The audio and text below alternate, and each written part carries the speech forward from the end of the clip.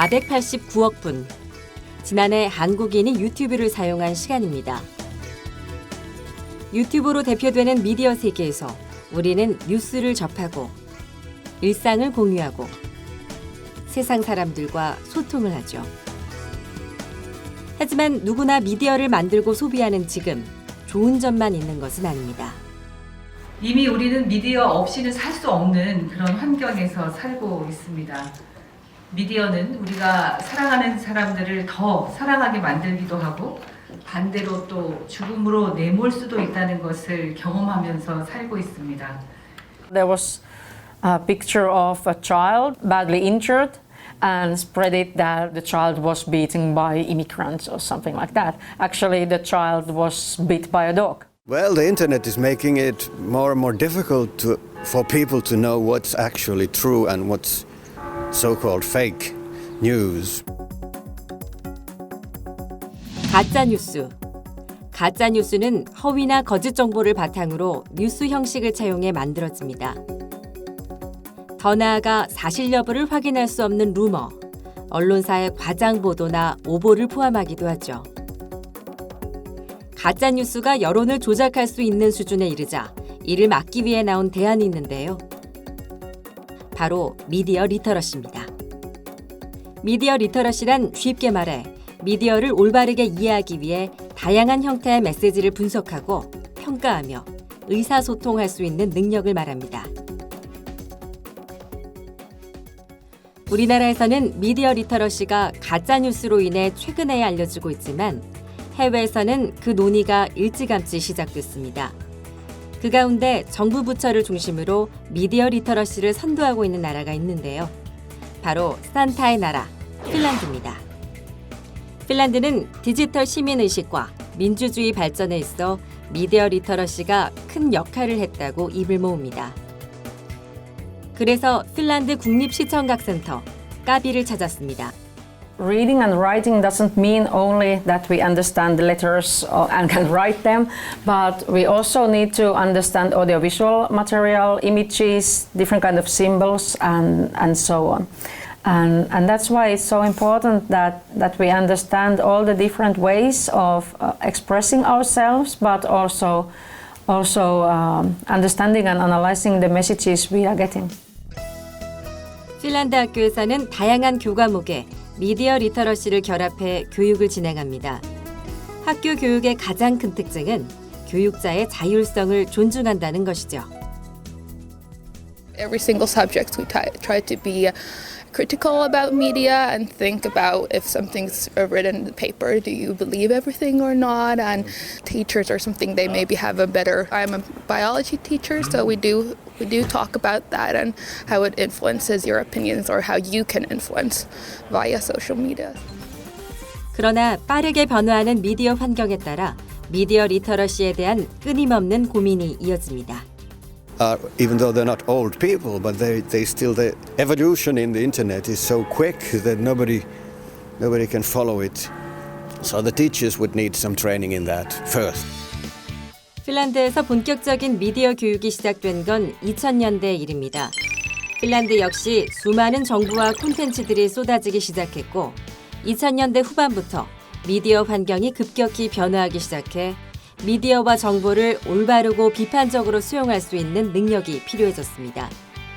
핀란드에서 미디어 리터러시에 대한 첫 가이드라인은 지난 2013년에 만들어졌습니다.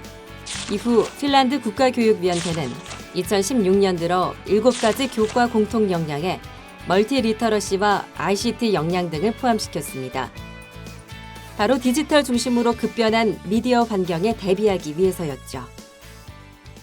Media culture changes so fast and people's way of using media changes very fast, and that's why we need also to revise the policy guidelines, but also because we want to include new target groups. 핀란드에서는 학교 밖에서 더 많은 미디어 교육이 이루어집니다. 헬싱키 북동쪽에 위치한 청소년 미디어 센터 하피에는 하루 150여 명이 넘는 청소년들이 방문합니다. So this is like a small playground. is their thing, whether it's go-karting or engineering or anything. There's all kinds of simulators all over Helsinki, and this is just a video production part of it. 청소년들은 이곳에서 신문과 방송, 사진, 음악 등 다양한 미디어를 교육받고 제작에 참여합니다. Nowadays, when you can just put your music on YouTube, Spotify, everywhere, it's important that you have good quality, and of course that here is people who can give you some advices how to deal with record labels and stuff like that. 이곳은 헬싱키에 위치한 오디라는 공립도서관입니다. 핀란드에서 도서관은 단순히 책을 읽고 대여하는 공간이 아닌 게임, 비디오, 신문, 잡지 등 다양한 미디어를 경험할 수 있는 미디어 교육 공간이죠.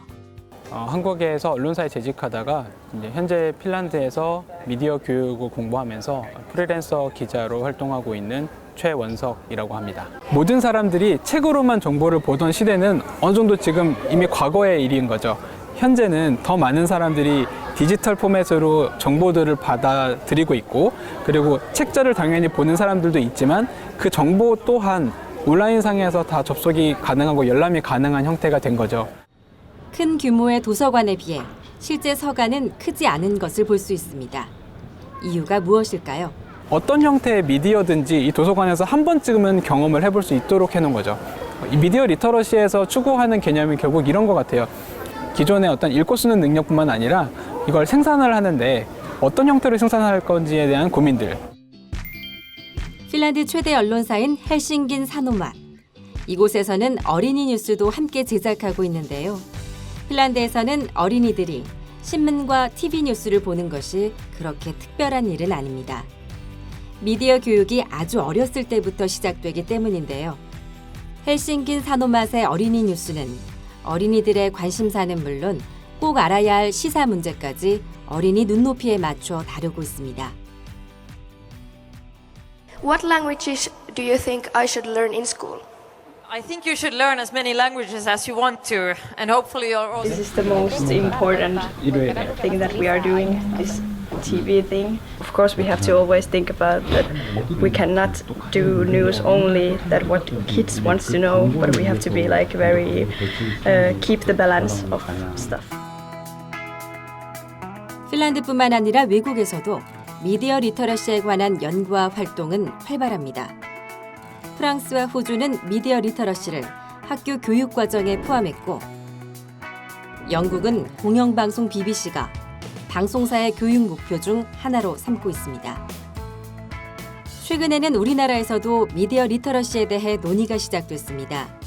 지난 가을 미디어 오늘은 언론인과 교사 등을 대상으로 미디어 리터러시 세미나를 열었는데요. 교육 가이드라인과 연수 커리큘럼에 대한 교육 당사자들의 의견이 오갔습니다. 같은 경우는 미디어 리터러시 교육을 제일 열심히 하는 쌤도 있지만 전혀 모르는 쌤도 계시거든요. 그래서 어떻게 보면 커리큘럼도 필요하고 그런 전문적인 어떻게 보면 교육이 저는 필요하다 생각이 들어서 까비에서 수시로 세미나를 열고, 그리고 그 세미나에 교수님들 가시고 선생님들 가고 정부기구 담당자, 교육부 장관 다 갑니다. 가서 선생님들을 만나서 또 이야기를 들어보고. 교육 당사자들은 현재 미디어 리터러시 교육 가이드라인 부재와 이를 위한 인프라가 잘 갖춰지지 않았고 교사들을 위한 커리큘럼이 아직까진 부족하다고 지적합니다.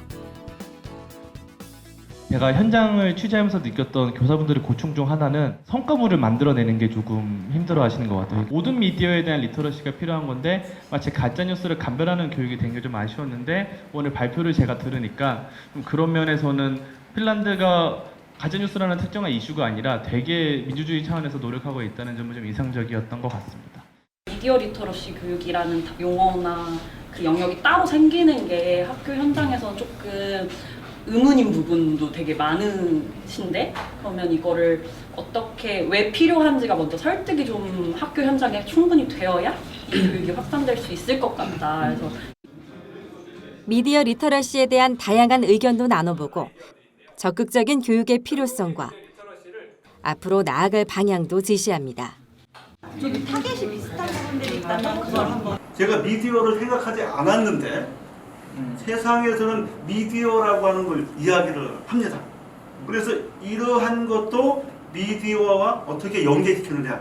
이미지가 너무 넘쳐나니까 그러면은 얘네들한테 이미지의 표현 교육도 중요하지만 이미지를 받아들이는 어떤 비판적 사고 능력이 더 필요하겠다. 이런 시각을 키워주는 게 더 중요하겠다라는 것부터 접근했거든요. 스스로 정보를 선별할 수 있는 능력. 네.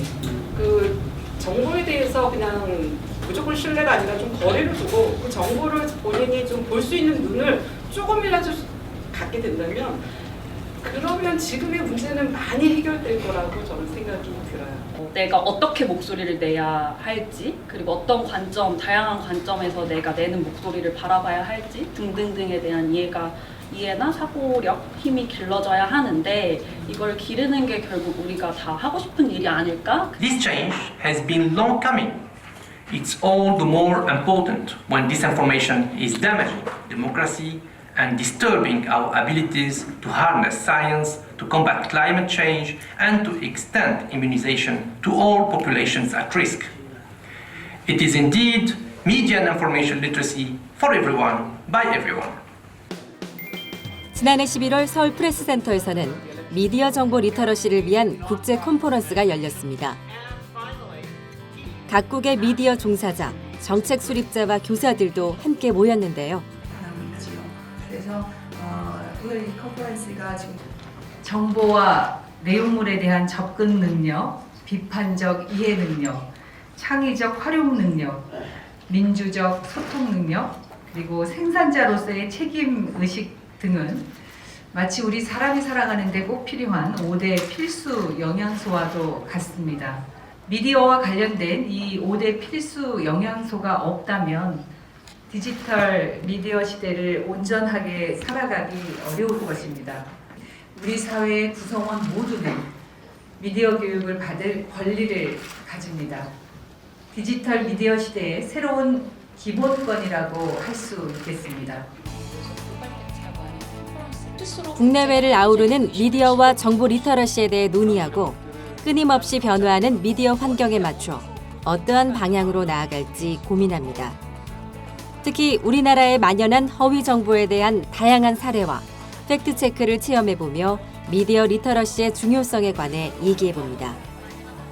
보니까 사진 출처가 다 이상해요. 출처가 없어.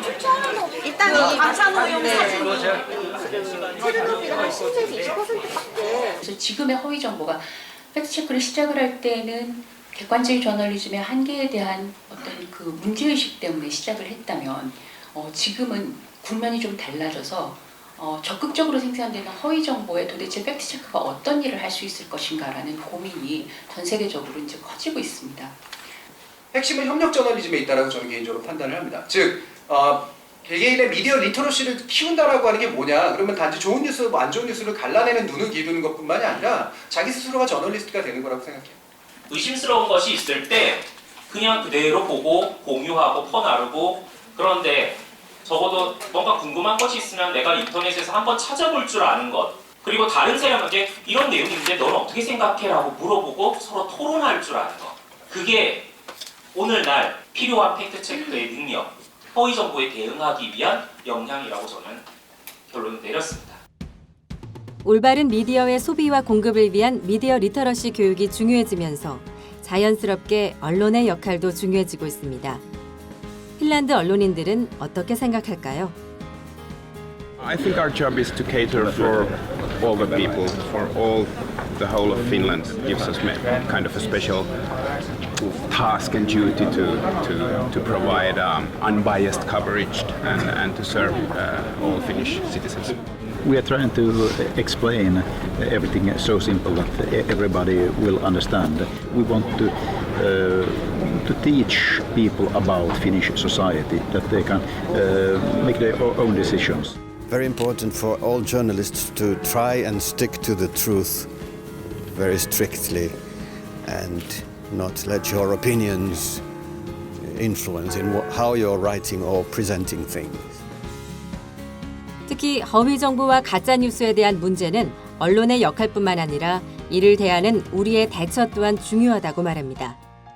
You actually wait a little bit until you spread some article or video and try to figure out whether this issue is discussed also in other aspects. But I think the people are learning fast and it's getting better. But I'm counting on fact-checking to become more fashionable and people are going to want to have the facts checked in important issues before they form their opinion. Media literacy is a key competence for having a good free time, being able to work in ever-changing working environments, be able to study, and also be able to influence in society, because social media is getting more and more important in getting your voice heard in society. But in the end, it's a question of overall education and how to live a satisfying and happy life in 21st century. 우리나라 5천만 인구 가운데 4,800만 명이 인터넷을 이용하고 인터넷 이용자 10명 가운데 6명이 유튜브로 정보를 검색하는 요즘. 미디어를 올바르고 비판적으로 활용하는 능력은 그 어느 때보다 중요해지고 있습니다. 미디어 리터러시. 핀란드를 비롯한 교육 선진국들은 이미 한 발 앞서가고 있지만 지금도 끊임없이 고민하고 있습니다. 바로 이 순간에도 디지털 미디어 환경은 급변하고 있기 때문이죠. 미디어 기술의 발달로 인간과 매체가 보다 밀착되는 시대. 우리나라도 미디어 리터러시의 중요성을 공감하고 미디어 환경 변화에 대한 지속적인 고민과 성찰을 이어간다면 미디어를 통한 디지털 시민의식은 보다 함양될 수 있을 것입니다. 또 디지털 시민의식의 함양은 결국 민주주의의 성장에도 좋은 자양분이 될 것입니다.